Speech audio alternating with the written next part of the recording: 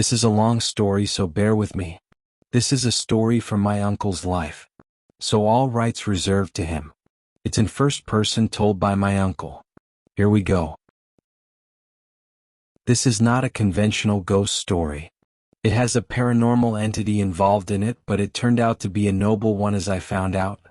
It was back in 1996, November 17th, when I was 21. I was on my way home to Harnai to visit my grandparents' house in Konkan region. I had left Mumbai late in the afternoon and had a flat tire on way, so was delayed unexpectedly. Harnai is a famous beach village. There are two routes to go to Harnai. A short but pretty deserted and lonely route in the night. As I was getting late, I took this route.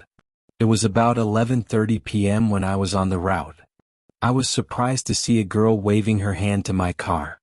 There was a small hill on right side of the road and a house at some distance from where the girl may have popped up. Nevertheless, I stopped my car. The girl was about 15 to 16 years old. Coming close to passenger side seat, she knocked on the glass. I pulled down the glass and looked at her. She was strikingly sweet-looking girl, and there was a feeling of calmness on her face. She was wearing a salwar kameez with the dupatta wrapped around her ears to prevent the cold.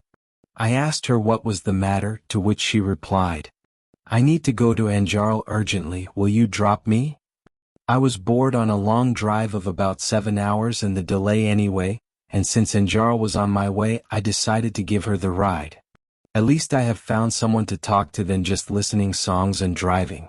She sat on the passenger seat and we moved on. We started talking after some time. Her name, she told, was Ratna, and she had gone to see her uncle. She had missed the last bus that leaves at 10 in the night and had to reach Anjarl urgently, as she was in 10th and had an early morning school. I was taken aback completely and asked her how her uncle allowed her to travel alone at this hour of the day. To which she replied that she wanted to leave early, but uncle said he would drop her after dinner and he caught up with fever suddenly, so she had no option. We kept on chatting on our way on different topics. In about an hour we had crossed Kelshi and were approaching Anjarl when she asked me to stop the car. I stopped and looked around. On my right side there was a beach and on left was small hill. Where was this girl going to go? She got down from the car. I asked her where she was going, to which she replied that her home was just behind the hill. I offered her to walk with her to safety of her house, to which she replied very curtly, "No. I will meet you sometime again. Go away." I noticed the change in her voice. She was pointing towards Anjarl village. Her face was motionless. I was about to say something, but she gave me such a look that I decided not to argue more with her. I got back in car and moved on. I reached my grandparents' house in another half an hour, and they both were surprised to see me reaching so late. I narrated them the whole incident and my encounter with Ratna. They both warned me not to stop there ever, as that area is known for being haunted in the night. As I didn't believe in paranormal world then, I turned deaf ear to it and went to bed. I had couple of rest days and visited Suvarnadurga Fort, which is an island fort. I had made few friends on my earlier visits to Harnai, and we decided to have a day trip to Anjarl beach.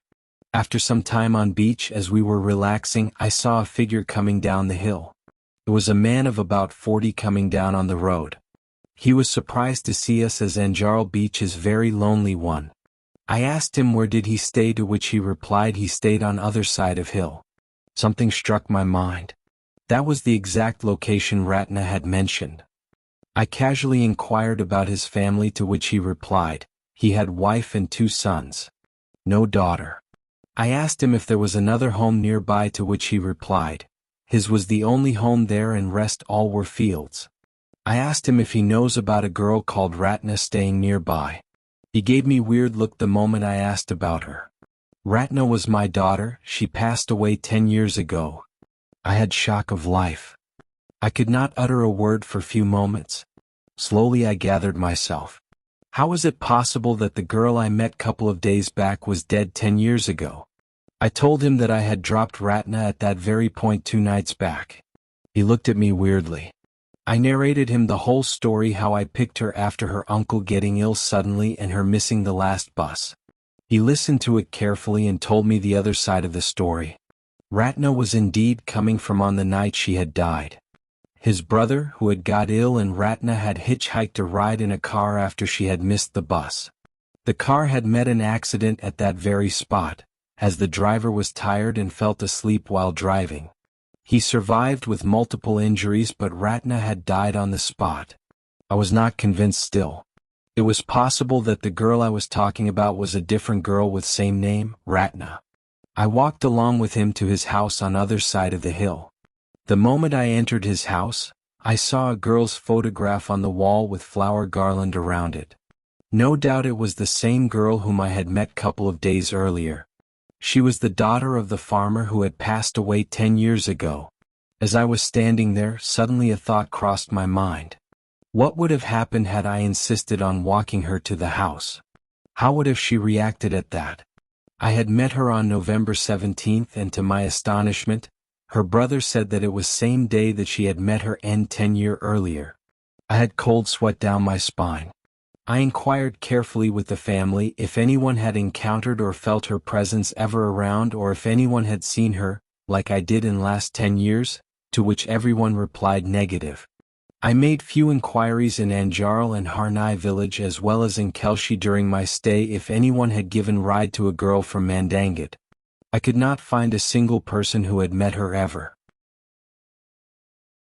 After my vacations were over, I drove back the same road to my home. I could not separate her thoughts from my mind and tried to have clarification as much as possible. I had no doubt in my mind that the girl I had met was the farmer's daughter, as I could make it clearly from her photograph. The details she had told me about her activities on the night she died were matching perfectly with the night 10 years ago. Some questions which remained in my mind were: 1. Where was she in these 10 years? 2. What made her to come back suddenly after 10 years? 3. Of all the people, why did she meet me that day exactly 10 years after her death? 4. Why did she say, "I will meet you again"? Was I supposed to have another encounter with her? I was sure of one thing, that she didn't have any intention to hurt me or scare me. Had that been her intention, she had all the opportunity as I was with her for an hour or so. As days passed on, slowly the memories of my encounter with Ratna faded. I had joined a new job and was really busy with my office and other activities.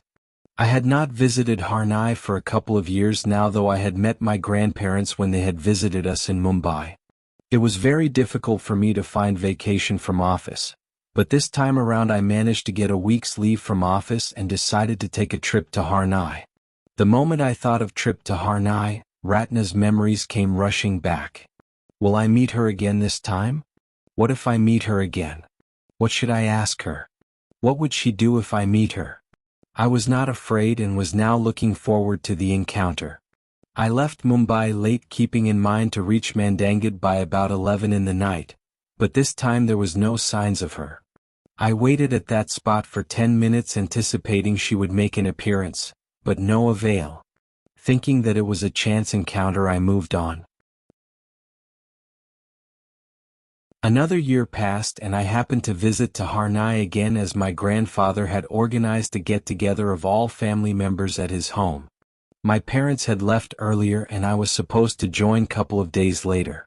I was once again on way to Harnai, leaving Mumbai late in the day. Busy with daily schedule, Ratna's thought had been out of my mind for a while now. I left toll checkpoint and had reached Mandangat at about 11:30, and as I reached the same spot where I had picked her about 3 years back, I saw her again. This time though, she was not waving down to me but was expecting me to stop. As she approached my car, I looked at my watch and the date on it showed November 17th. She calmly opened the door of the car and got in without a word. It was the same salwar kameez she was wearing and same calm expression as it was 3 years ago. I was not scared at all at her presence, 'cause I was sure she didn't mean to hurt me. As we moved on, she asked me, "You know about me now, are you not scared?" I told her that I was surprised to know about her but was not scared, as I knew she didn't intend to hurt me at all. She nodded understandingly but warned me though that everyone is not like her and some are really nasty ones. I had so many questions in my mind. After my first encounter with her, I had taken keen interest in paranormal world and had read lots of stuff and met few people in this field. And now I had a paranormal entity sitting right next to me in my car. It was a situation of its own kind. I started asking her questions one after the other, and she answered all of them with detailed information. The information she gave me was so detailed that I cannot give it all here. As I had already read many books on this subject, it was confirmation of what I had read from her. She told me what exactly happens at the time of death and immediately afterwards. I asked her where she was for 10 years after her death and our first encounter, to which she replied that she was in small physique, which is made up of thin air. Why did she chose me to communicate that to after 10 years? To which she replied that it was because I was the first person with whom she could communicate at subconscious level. There was some more relation between us which she did not disclose. It is not possible for everyone to interact with a paranormal entity, and it's the other way round as well. Paranormal entities cannot communicate to everyone as well. Why could I not see her last year on my way to Harnai? She could not take a human form that night, though she was able to see me waiting for her to appear. How long would she be in this state and would make appearances? She said her lifespan was supposed to be few more years in mortal world, and because she had died in an accident, she had to spend those remaining years before she could progress to next stage, which is reborn stage, unless she's instructed otherwise. I asked her how long was the span, but she replied she didn't know exact amount of time. What if I wanted to meet her sometime or somewhere else? She said that she had no restriction of place, but she cannot meet me frequently whenever I wanted to, as it would be interfering with the strict restrictions to which every paranormal entity is bound to, and would prolong her stay in mortal world. We had reached the spot where she had died, and she recounted the whole incident to me, how it had happened. She had died instantly after she was thrown out of car after the accident, and her head had hit a stone. We continued our conversation for some time. She had been helping people near death to get used to paranormal life after their death, as this was her assigned task. After some time she said it's time for her to go now. I asked her, "Will you meet me again?" She replied that she can meet me anywhere, as she had said earlier, but I have to be very careful to be alone, and it can be preferably after evening. Also, I have to ensure that the meetings are not frequent. I assured her that I would not want to interfere in her world and would be glad to meet her when it is possible for her and she herself appears before me again. I got in my car and moved on. I had met her for second time. I didn't have any encounter with Ratna for a year or so after that. My dad had retired from office and we were looking to get a new home in suburbs. We had almost finalized down on an apartment and were about to sign a deal. After discussion with the property dealer for the price and bank regarding the loan, I came back home exhausted after a long day. I have a habit of taking a walk after dinner. As I was too tired that day, I just went to terrace of my apartment for a stroll. As I entered the terrace, there was no body there. I began walking up and down on the terrace, and as I started my third round, I saw someone standing on the other corner. I wondered who it can be, as I had the door behind me and was certain that whoever it was didn't come that way. Walking at a normal pace, I reached over near that person, and it was none other than Ratna. She had appeared on my terrace this time. I was happy to see her again, but before I said anything, she said very curtly, "Don't go there, I came today only to tell you this. It is not a good place for you." I was startled. Why did she say that? It was a really nice apartment and we had bargained a lot with the property dealer, and I had taken enough pain to get loan from the banks, and now this girl was putting me off. I asked her why she insisted me on not taking that apartment, but she refused to give me any details. She flatly told me that it was not good for me and my family, that's all. I could sense a definite concern and urge in her voice about stopping us to move there. That moment itself I decided to cancel the deal. I told her I won't go there, at which point she smiled and just went away to other corner of the terrace, and as I was watching, she just mixed away with thin air and disappeared. Later on I came to know that previous owner of the apartment had committed suicide, and prior to that there was a murder that had occurred in that apartment. Perhaps that was the reason Ratna wanted to keep me away from there. I had few more encounters with Ratna. I asked her once if I can take a picture of her, but she refused. She had told me many details of life beyond death and different kinds of paranormal entities and about the powerhouse we call it as God. My wife also happened to see her once before we were married. I clearly remember the date as it was September 10, 2005, the last time we had seen her. She told me that time had come for her to move to a different life and we won't meet again. She blessed us and left without ever coming back. To this date I have never seen her again. I hope wherever she is in whatever state she stays happy. I wonder what it was between two of us that kept her bringing back again and again.